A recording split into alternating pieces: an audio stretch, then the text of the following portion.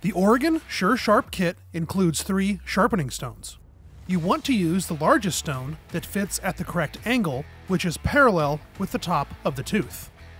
You want the stone to contact the entire tooth to avoid creating a shelf underneath the cutting edge. Remove the guide plate to install the grinding stone. Press the detent to stop the collet from turning, then tighten the collet. Reinstall the guide plate. To set the stone's depth, loosen the guide plate adjustment screw and fit the grinding stone in the chain tooth. Set your depth, then tighten the guide plate adjustment screw.